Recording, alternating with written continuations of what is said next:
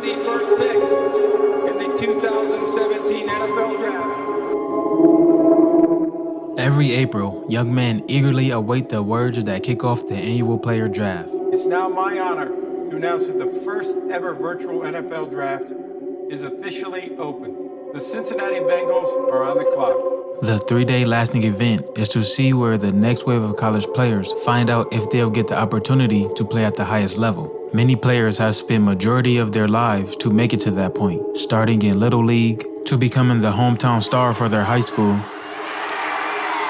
then having a few breakout seasons in college. 57 yards, touchdown Nittany Lions! Which then ties all into the work that's put in off the field, in the weight room and in workouts. But just because you get the pleasure of your name being called by Mr. Goodell doesn't mean your dream of playing in the NFL has come true. Actually, it hasn't even started yet, and you have no idea what you just got yourself into.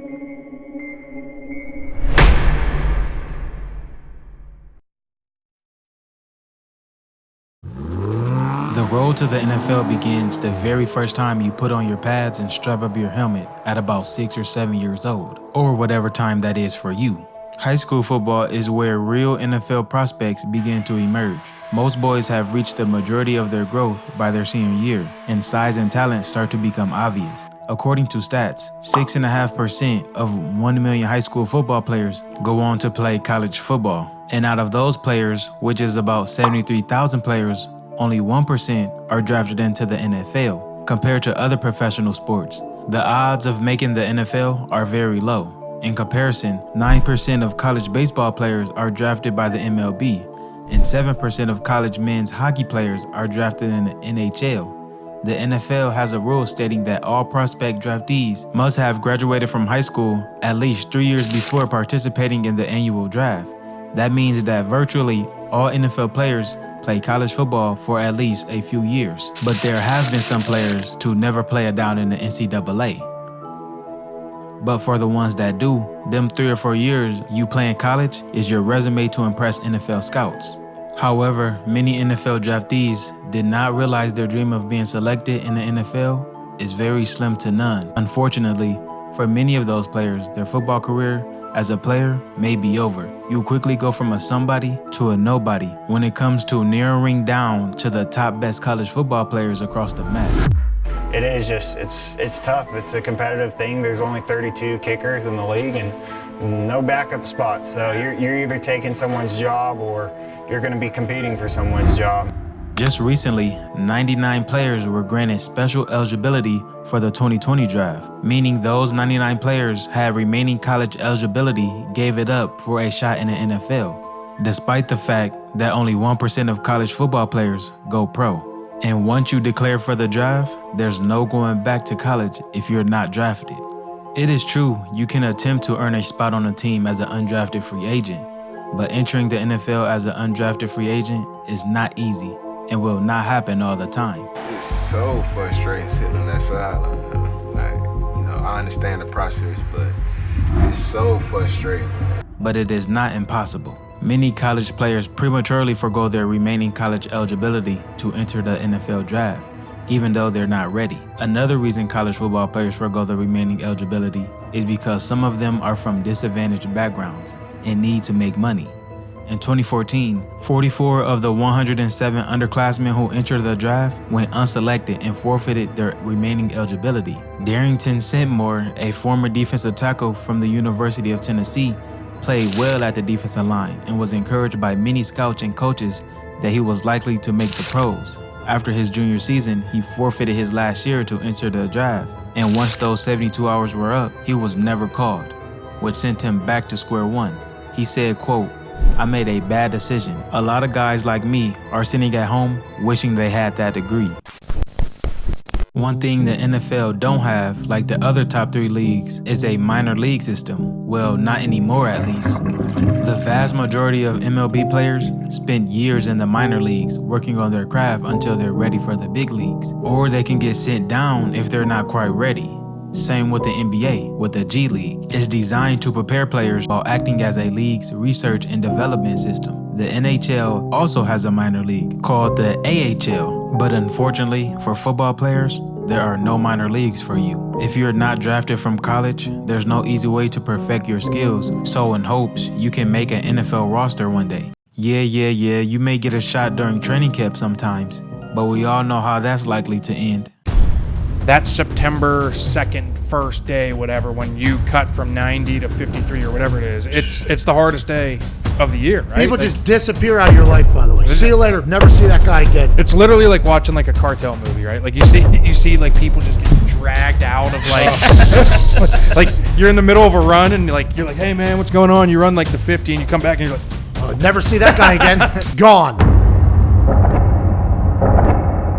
But wait, let's take it back for a second. Before draft day even comes, to the 4 most important days that matters most to all future NFL players.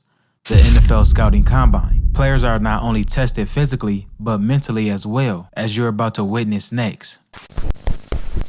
Each NFL team's personnel department is put to the test with the task of making crucial decisions that can shape the future of a franchise. Out of 73,000 college football players, only about 300 players are invited each year, and those players who make it are truly at the top of their position. But while fans focus on the on-field skills and measurements like the 40-yard dash, bench press, and vertical jump, NFL teams value most what happens behind the scenes. Did you know players are spied on well before the NFL draft? Drafting a player is a big investment for a NFL team, so they want to make sure they make the right decision. They want to see how a player works on physical, mental, and emotional levels, which is all necessary to excel at the next level of competition. They hire private investigators to do background checks on each player, which in some ways it's very understandable.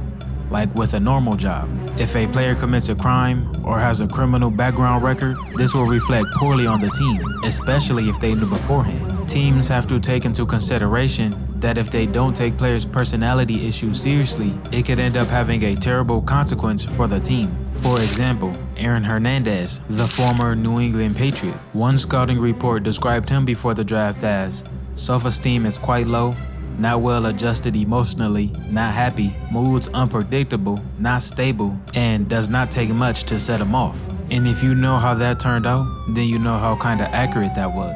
But sometimes, the spying that goes on can bite the team in a different way. Like when Miami Dolphins GM Jeff Ireland asked Des Bryant in a 2010 pre-draft interview whether Bryant's mother was a prostitute or not. I don't know about you, but to me, that is right out disrespectful.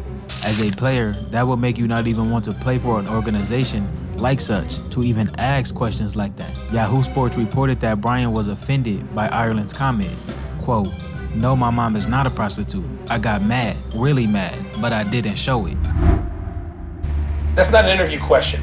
That's insulting. It's demeaning. And if Des Bryant had gotten up and turned the desk over on this guy, that would have been inbounds too. If he had knocked his head off, where I come from, that would have been fine. You know, Tony, when I talk about the NFL arrogance, this is what I'm saying. I'm not talking about just some sort of league. I'm talking about the feeling that you can say anything, do anything, and there are no consequences. Just imagine you going in for an interview, and the interviewer asks you, is one of your relatives on drugs? Like that has nothing to do with you and this job that you're trying to get. Ireland admitted he crossed the line in his questioning of Bryant, saying that he used poor judgment and said he meant no disrespect. Like you should be here to talk about football and your own personal life, not family. But to go on, the Scouting Combine is an ultimate 4-day job interview for future players to prove they're ready and able to join a franchise. After you pass the long 4-day interview process, the next 3 days determine your future. Draft night provides a chance for about 250 of the nation's top performing athletes to live out their dream they've been preparing for their entire lives, while tens of thousands of other college players are left on the outside looking in. But no, not you. You've made it. Now you're all dressed up in your Sunday's best, or maybe decided to chill and lounge around as you watch from the comfort of your home. While teams draw from thousands of scouting reports, medical evaluations, and personal interactions from their war rooms and decide which players can turn around their struggling franchise or to fill in the gaps to make their team into an even better one. There are 7 rounds of madness. Round 1 comes and goes. The Cleveland Browns select Baker Mayfield. Wow. The New York Giants select Saquon NFL draft, the Buffalo Bills select Josh Allen. Round 2 comes and goes as you wait and wait anxiously by the phone. Then it rings. Hello? Hello? Hello? Hello? Hello? DK. Hey, man, get fired up. We're going to make you a Seahawk right here, okay? You all right, bud? All right, man. Congratulations. You finally made it. No worries. You get to move mama out the hood, help grandma renovate her 30-year-old home, and help your father fix his old school that's been sitting in the backyard since you was a little boy. Congratulations. But wait, little did you know, you just entered the world of another man's script.